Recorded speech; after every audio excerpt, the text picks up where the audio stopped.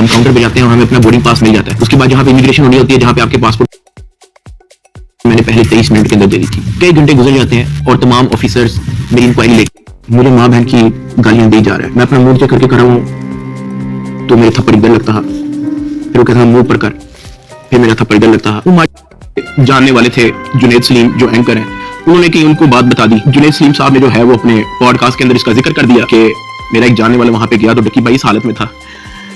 तो जुनैद सलीम साहब ने जो है वो इस चीज का पॉडकास्ट दे दिया। ज़ेरे हिरासत जब डक्की भाई थे तो कुछ लोग उनसे मिलने गए तो उन्होंने ट्रांसफर कर लिया अपने पास। कहता अच्छा तो उसने आपको कोई रिसीविंग दी है? मैंने कहा नहीं। कहता ऐसा होता तो नहीं है वैसे, लेकिन अगर आप कहते हो तो मैं किसी से पूछ लूं। मैंने कहा जी पूछ ले, मैं बड़ा टेंशन में हुआ। उस पूरी रात मैं नहीं सोया। अगले दिन घर गई है तो उसने जब वकीलों से डिस्कस किया तो वकीलों ने कहा कोई बात नहीं, हम प्री अरेस्ट बेल करवा लेंगे। तो उन्होंने कहा ओके। अगले दिन उन्होंने जाके प्री अरेस्ट बेल करवा ली। जब उन्होंने प्री अरेस्ट बेल करवाई तो प्री आम प्री थी। कहती है मुझे पकड़ लेंगे, मुझे पता भी नहीं है कि इनको कैसे हैंडल करना है, मुझे नहीं पता कि आगे मेरे साथ ये लोग क्या करेंगे, प्लीज ये जो मांग रहे हैं दे दो। तो मैंने उनकी शक्लें देखी फैमिली की, मैंने कहा ठीक है, लेकिन मेरे पास 60 लाख रुपए वाकई में नहीं है। आप स्पीचलेस हो गया कि यार मैं क्या करूं। मतलब अब्बा जी के इलाज के पैसे भी उन्होंने ब्लॉक कर दिए हैं। और ये बात मैंने उनको उधर दफ्तर में ऑफिस में कही थी, सरफराज चौधरी को मैंने खुद उसके मुंह पे कही थी। मैंने कहा मेरा अब्बा हार्ट पेशेंट है, उनकी सर्जरी के पैसे आपने मेरे फैमिली का अकाउंट ब्लॉक कर दिया। ये इस स्टेज पे मेरी फैमिली को ले आए थे, मुझे 23 दिन बंद रख के चुपेरे मार। फीलिंग भी बड़ी अजीब सी थी कि आपको किसी ने पूछा है, आपसे बात की है किसी ने, और इससे पहले मुझे पता ही नहीं था कि मुलाकात क्या होती है। फिर उसने मुझे मेरे सेल से निकाला, मुझे एक जगह पे ले गया और 3 दिन बाद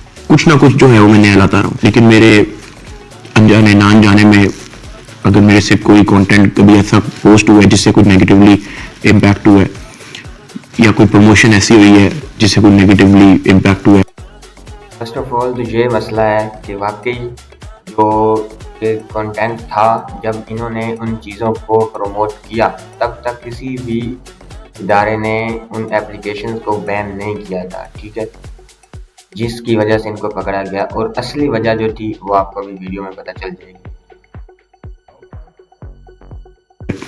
मैं उस चीज के लिए पूरे कौम से माफी मांगता हूँ। Let the court handle. मैं लीगली इस मैटर को एंड तक देखूंगा। मैं कोर्ट्स के साथ पूरी तरह कोऑपरेट करने को रेडी हूँ और कर रहा हूँ। मैं इदारे के साथ पूरी तरह कोऑपरेट करूंगा और जो भी जज साहब मेरे केस का फैसला लेंगे मैं वो कबूल करूंगा।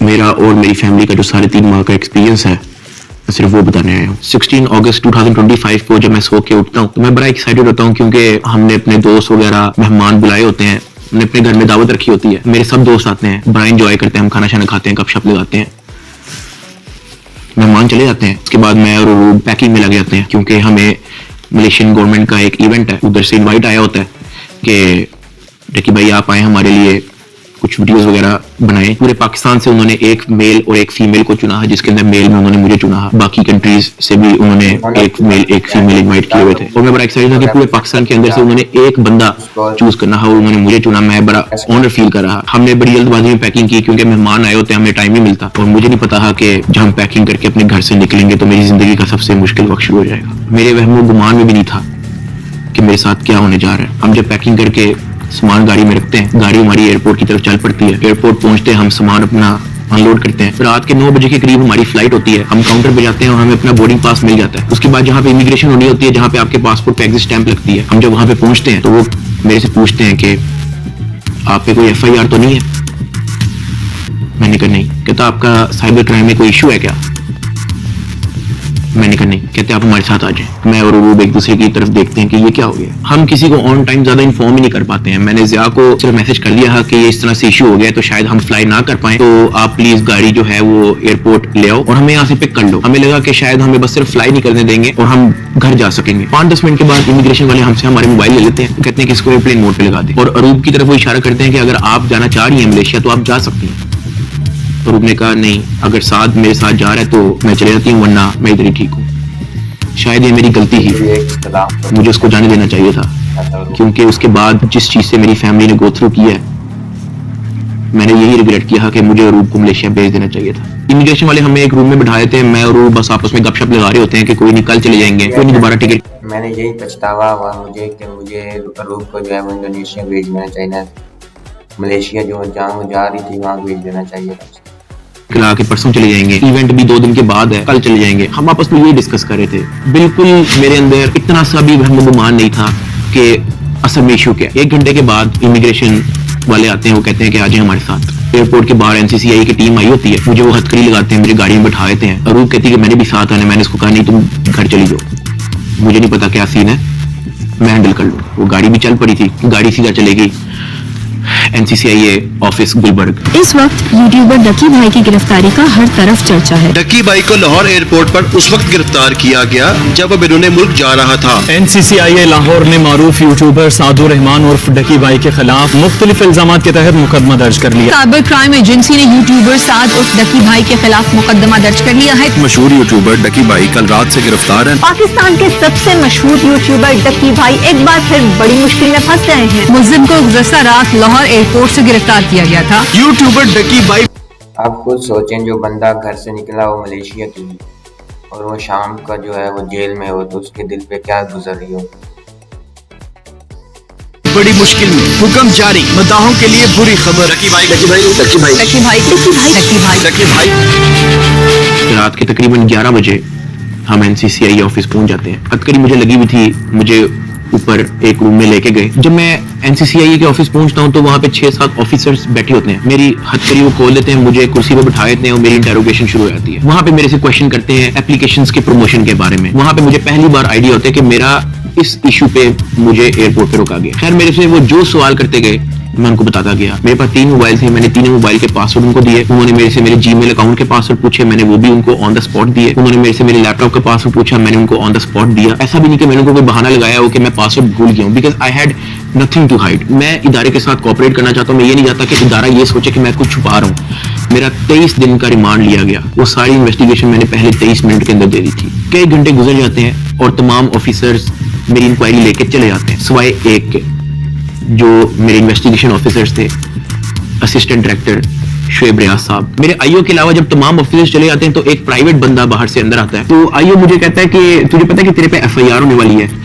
मैंने कहा यार मुझे थोड़ा सा एक्सप्लेन कर देंगे कि मेरे पे केस क्या है और क्या एफआईआर है, मैंने किया क्या है। तो जो प्राइवेट बंदा जो बाद में आया था ना, वो कहता कि बंदे की मासूमियत चेक करें यार, सच यार तेरे बहुत बड़े मामला आते हैं, तेरा बहुत बड़ा मैटर है, तेरे पीछे आईएसआई है, तेरे पीछे एमआई है, तेरे पीछे क्या क्या एजेंसी है। कहता तुझे पता ही नहीं है कि तूने क्या किया। तो वो मेरे पे ये इंप्रेशन डाला था कि हर इदारा जो है वो मेरे पीछे पड़ गया। साथ ही कहता कि लेकिन अगर आप हमारे साथ कोऑपरेट करेंगे तो हम आपके साथ कोऑपरेट करेंगे। मेरा तो काम ही कोई नहीं है। मैं सुबह उठता हूँ, फैमिली को टाइम दिया, बेगम को टाइम दिया, एक आधे दोस्त को टाइम दिया, जाके व्लॉग वगैरह बना लिया, घर आए, सो गए, दैट्स इट। इसके अलावा मेरी लाइफ में कुछ है ही। मेरे माइंड में 100 सवाल आना शुरू हो गए, लेकिन मेरे पास जवाब किसी का नहीं था। फिर उन्होंने मेरे पे एफआईआर दे दी, मुझे हवालात में बंद कर दिया। मैंने जिंदगी में कभी हवालात नहीं देखी थी।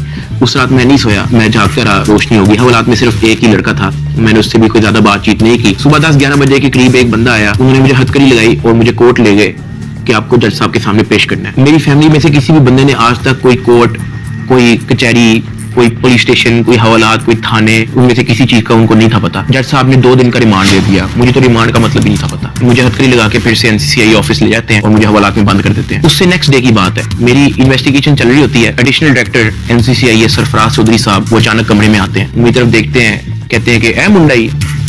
आईओ कहते हैं हाँ जी। कहते हैं इसको लेके आओ मेरे पास। आईओ हथकड़ी पकड़ता है, मेरे हाथ पे लगाता है और कहता चल। मुझे जब हथकड़ी लगा के एडिशनल डायरेक्टर रूम में लेके जाते हैं तो वहां पे 5 ऑफिसर्स बैठे होते हैं। एडिशनल डायरेक्टर सरफराज चौधरी साहब मेरे से पूछते हैं कि तुम कौन से एप्लीकेशन के कंट्री हेड हो। मैंने कहा कि सर मैं किसी एप्लीकेशन का कोई कंट्री हेड नहीं हूँ। वो अपनी कुर्सी से अचानक उठता है, कहता तेरी माँ।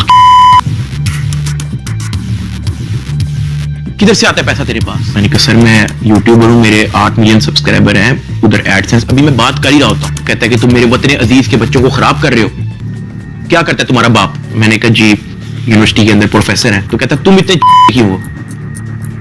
मैं चुप रहता हूँ। वो चीख ये सरफराज चौधरी जैसे लोगों ने ही हमारे सिस्टम को खराब किया होगा। के बोलते, कहता बोल।